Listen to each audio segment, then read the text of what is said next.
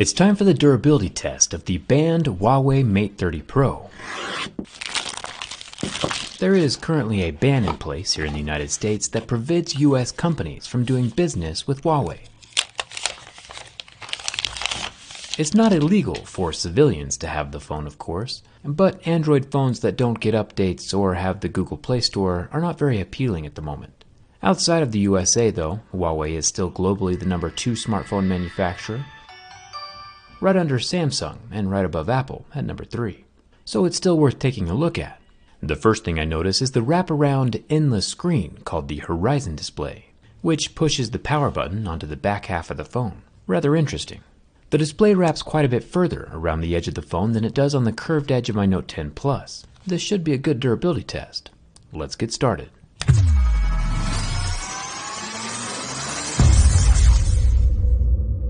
Now you might be thinking to yourself, wow, this large circular camera lens cutout on the back reminds me of another phone.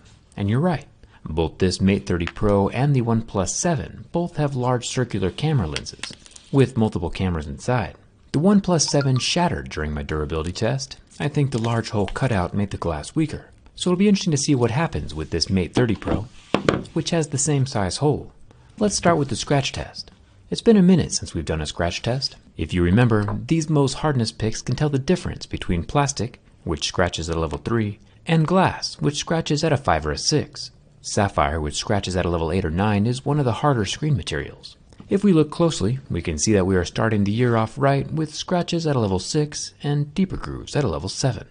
The Mate 30 Pro is using Gorilla Glass 6. The tempered glass surface will be scratch resistant, and my razor blade will do no damage. There is a notch up top. This guy is hiding the front-facing sensors along with the 3D time-of-flight camera and a 32 megapixel selfie camera. With no visible grill slot, the Mate 30 Pro has an under-screen speaker that vibrates up through the glass. We'll have to see what that looks like from the inside during the teardown video. It is one less hole they have to make water resistant, and the phone is IP68. 50% of the sides are covered by the front glass from that wraparound screen.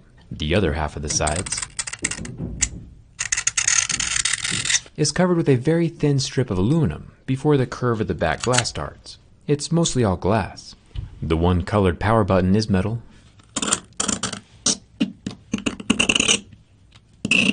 The top of the Mate 30 Pro is also metal, along with the small black circular IR blaster for changing the channels on TVs. It basically just acts like a remote control.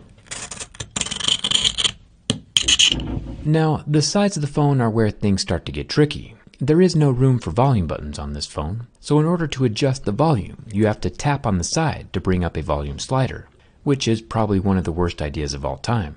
Like if your phone starts ringing in class, or you forget your media audio is on during a meeting, or any other situation where you need to quickly turn down the volume, this method is anything but quick, and you have to very specifically make sure to touch the screen half of the side bezel, since that's the only place that will sense your finger. The aluminum frame will not. Personally, I'd skip this phone for the volume reason alone. There is a USB-C port on the bottom. No headphone jack, but there is a SIM card tray with a proprietary-sized Huawei Nano memory card slot, which basically means the memory slot doesn't exist. Huawei Nano memory is 45% smaller, but also costs 45% more than standard microSD. Not worth it. I do, however, appreciate the back of the phone. Its back panel catches reflection and then throws them back at weird angles, kind of like a funhouse mirror. I kind of like it. The back panel has no musical texture like we saw in the Mate 20 Pro last year, but does have 4 cameras tucked into the circular camera lens. A 40 megapixel normal camera, a 40 megapixel ultra-wide camera, and an 8 megapixel 3x telephoto zoom camera, with an additional 3D depth sensing camera. There's also some dual LED flash action over here on the side, and it's all covered with the same scratch-resistant glass. You can see the trippy reflections on the back panel a little better over here, kind of like you're seeing double of everything. There is still quite a bit of controversy around the Huawei ban here in the USA. Some people say there was espionage, but others say the reason for the ban was in part because of the trade war and that Huawei had passed Apple in global smartphone shipments. Microsoft, who worked with Huawei providing Windows software for laptops, was one of the loudest voices asking for valid proof and reason for the ban.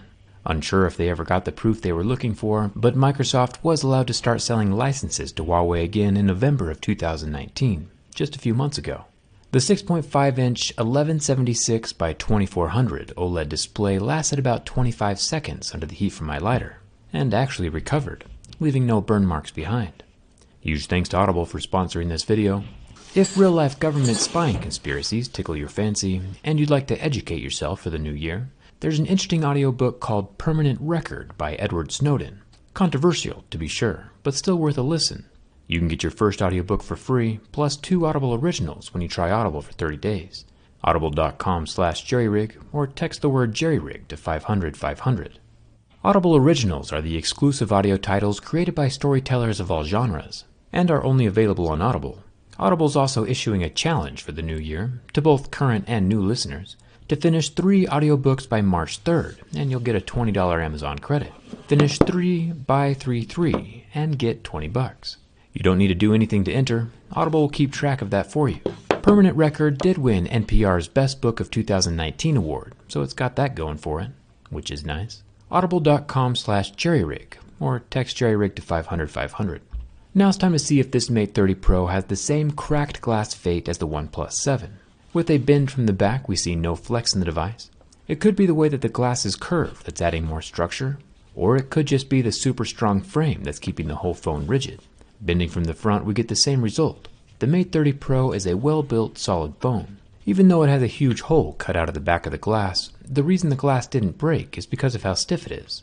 The OnePlus 7 is just more flexy, which allows the glass to move out of its comfort zone and shatter.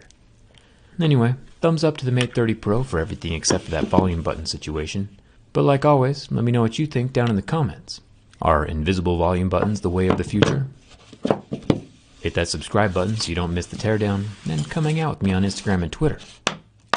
Thanks for watching. I'll see you around.